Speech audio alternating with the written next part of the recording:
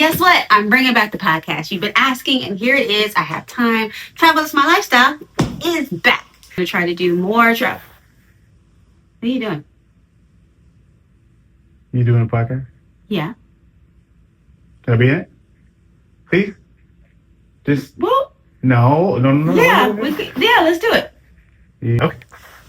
Okay, I gotta get on a robot. Hold on, wait. You, we better do podcast. We make the podcast. Hey. Right. All right, here we go. You ready? Yeah, it's already getting in this thing. What's up? So I guess we're doing this now. Welcome to Travel's My Lifestyle. With Brianny. And Michael. Hi.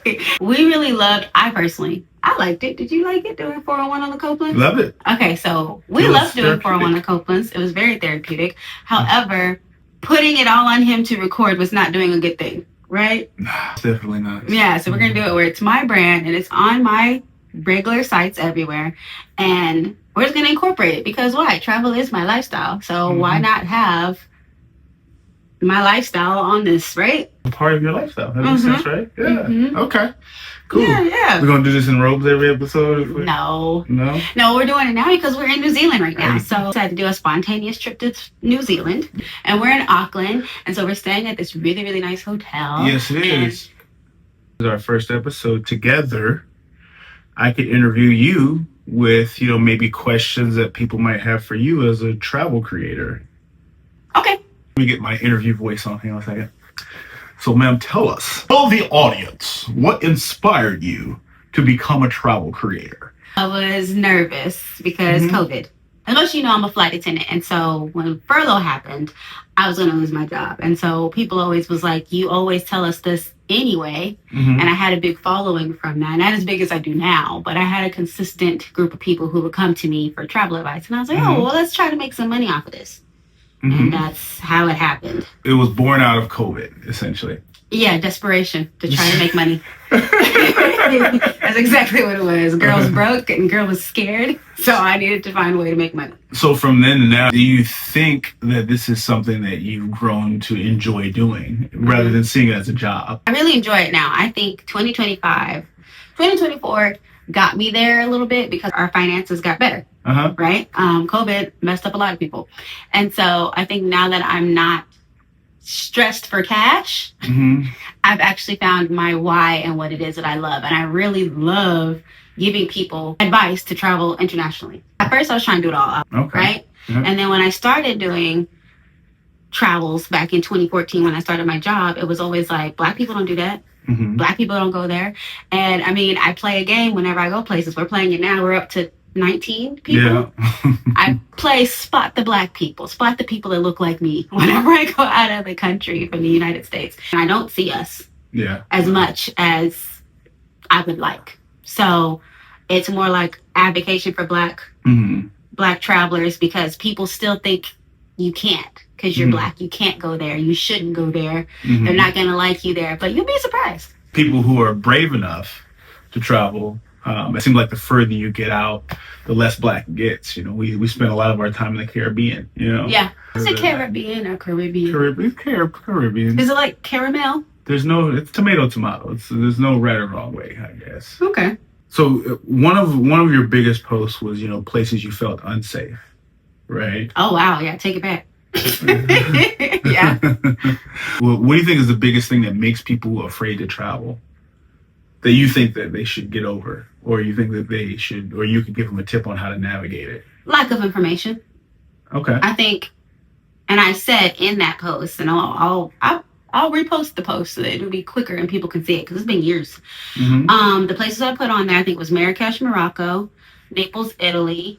I think it was like Cinque Italy, and there was another one. I can't remember, but I put those on there, and there was places I felt unsafe as a Black woman traveling there. I was younger. I didn't know how to get the information. I didn't see people like me being there, so I didn't know, there weren't like someone who already paved the way for that. And so I feel like if you have information, which is why I like to post what I post, you should always be on guard when you're traveling somewhere. I mean, that's in or out the United States, in or out your home country, right? I guess we would say home country, home city. But it's just the fact that, like, if you have information, knowledge is power. And if you don't have any knowledge, you're just ignorant and naive. And that's when you get taken advantage of. Okay. It's like, I would definitely go back to Marrakesh. We were going to go to Marrakesh. Yes, right. But I told him we would stay at a hotel. Yeah, that's true. We stay at a hotel. We can't stay at an Airbnb. We can't do a hostel. And 9 times out of 10, I'm going to be safer because I'm with you, a man, versus with an all-girl group. Okay. I had a question that I think It's becoming a lengthy interview. I like it, though. I had a question I think a lot of people would ask you. As somebody who's never traveled out of the country before, just got their passport, doesn't know a whole lot about traveling, and they're learning from you, right? Okay. Where would you tell them to go, and what would you tell them to do? Go to Japan. Y'all, that is... I feel like it was so easy. Yeah, it definitely was. Like, even, like, yeah, we're experienced travelers, 30 plus countries and all that stuff. But it's just the fact that, like, getting there, getting off the plane and going through customs was easy. There was no one, like, trying to, like, steer you the wrong direction or who didn't know anything. They knew English, not like just phrases. They knew English, because I remember when I was in China, when I was in Hong Kong, they had me go a whole different place because, like, they had prompts. It was like, it sounded like she said this, so let's say this. And it was completely wrong. So we didn't do that. That was the first country that we had ever been to that had everything digital. I think at the time, London hadn't even started doing that now. Now they're doing it. So everything was digital. So if you had it on your phone, you were good. The food, I mean, everyone for the most part likes some type of Asian cuisine. Noodles, rice. So there's always something you can find. The McDonald's was banging. We actually enjoyed that McDonald's. Things were cheap for US dollar. It was cheap. I would just say the only thing that people are going to be a little taken aback by is the small accommodations for hotels. And staying at the Moxie, that was a really big room for what we had saw online. Yeah. Like 2 people being in there and not being completely squished. Yeah, in Tokyo, they're all about efficiency, right? Because they have like 40 million people in one place. So they're used to like tiny type New York apartments. So that's just the culture. So that's one of the culture shocks. But yeah, I agree with you. Going out of the country, like first time going to like a far place, I think Japan is a good recommendation. Because even remember, real quick, the beds. The beds at the Moxie were like this, versus other places were like 2 twins pushed together. Yeah, that's true. So the Moxie was the best bed. Yeah. So far that we saw. And we stayed in both of them, Kyoto and Tokyo. So yeah. And one of the most expensive things a lot of the time when you want to do a lot of stuff in one city is transportation, Yeah. And with Suica, freaking like $1 to get across the city. Yeah. It's cheap. I think we might have spent like maybe $30 a piece. We were like there for like a week. I think we only took an Uber once, and that was late at night when we were clubbing because their train station's closed. Yeah. But it's also, once again, it's not about just it being dirt cheap. As a first-time explorer, I think it's far enough to where you pop your cherry and you're going far, but also because of the ease of traveling. Everything on your phone. Food. A lot of times you go places and you don't like the food. Like when I went to Germany, didn't like the food. Yeah. So I lost weight. I didn't lose weight. And you can't beat Japanese food. Yeah, it was really good. So I feel like that's good. Now it is further. And most people don't get to travel as much as we do. Yeah. So it's like when you say you have a week off, you have 2 weeks off, you planned it and you can save up and do what you have to do. I would say inter-travel was kind of difficult.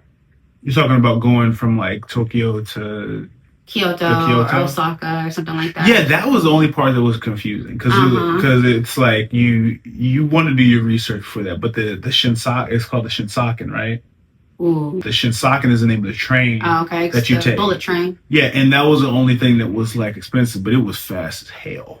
Like that train was booking it. So I think that would, to answer your question, I would say Japan, Tokyo specifically. Well, Tokyo, just because it's the biggest thing, and you can't get bored, really. Yeah. You can get bored if you go to, like, the country. What was your favorite part of Tokyo? What was your favorite thing that we did? The onzens, but that was in Kyoto. Yeah. Tokyo. Disney Sea. Disney Sea, okay. Yes, Disney Sea. I had my question in my head, and I fucked it up. Damn it. Go on now. What do you think is the last place you would recommend somebody go? For a first-time traveler? For a first-time traveler. What's like the worst experience you've had is like that you would least recommend to a first-time traveler? First-time international traveler. I would say someplace that needs an extra visa. Like here. Okay. I wouldn't advise a first-time traveler to come to New Zealand unless they use a travel agent or someone that they knew. Yeah, sure. Because even as experienced travelers, we were confused. Yeah. So you needed a declaration, which everyone probably uses, but you needed a visa. And depending on if you did it through an app or you did it through the website, one gave you both and one gave you one. Yeah. And one costs money and one doesn't. You couldn't check in. Yeah, you couldn't get the boarding pass. Yeah, they don't clear you until all your paperwork is done. Yeah, it takes up to 3 days. And it costs you like $100. What it costs? It costs us about $100 to get it. No, 100 New Zealand dollars. So it was like, I think it was but $30. For 2, oh yeah. I mean, so it was like 60. Yeah, so it's like $60 a person. Yeah, so it was just as experienced travelers, we were kind of confused. Yeah, so I can imagine someone who took off work, bought the expensive ticket, got the expensive hotel or whatever, decided their whole route, and then filled out the wrong paperwork. Yeah. And then got to the airport, because we saw people who were like that, got to the airport and didn't have it. And you can get approved in less than 5 minutes, or it could take up to 72 hours. Yeah.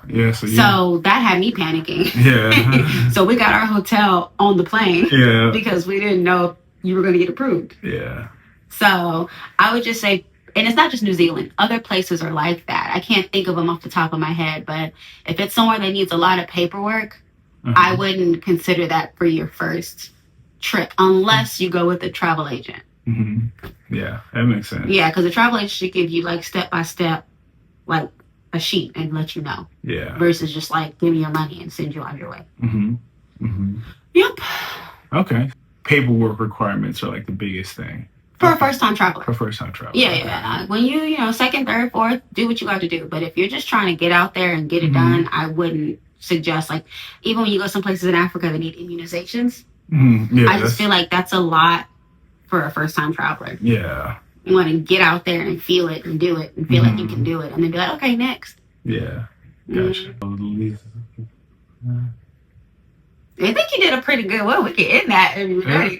That was a good interview. I did that. Okay. I don't think I've been interviewed really in a long time though, so that's cool. Good. Yeah.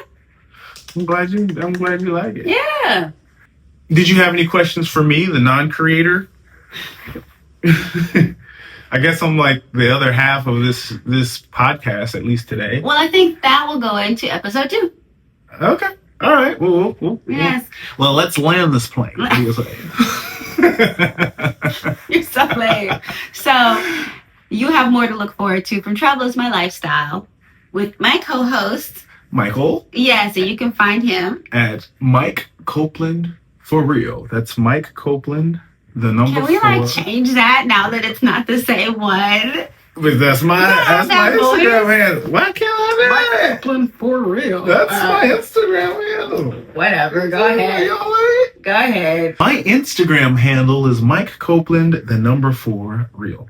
Call that. Is that better? I don't know how to say it now. Like I'm used to saying it the other way. You get that announcer voice whenever you do it. And it's so random and weird. Yeah, and you get like an English voice. You be like Instagram and TikTok. You be saying shit like that. Yeah. I didn't know that. Yeah. Ooh, okay. Well, you can find me on Instagram and TikTok. Did I do it? Yeah. No, I did it. No, you You can find me Instagram and TikTok, Breathing Like Peony. And then you can find this on Travel is My Lifestyle on YouTube and the podcast, anywhere the podcast will be. That's what it'll be on. Excellent. Yeah, so go ahead and click on episode 2 so you can hear the rest on how we're going to do this. All right. Bye. Peace. All right. Stay where you are.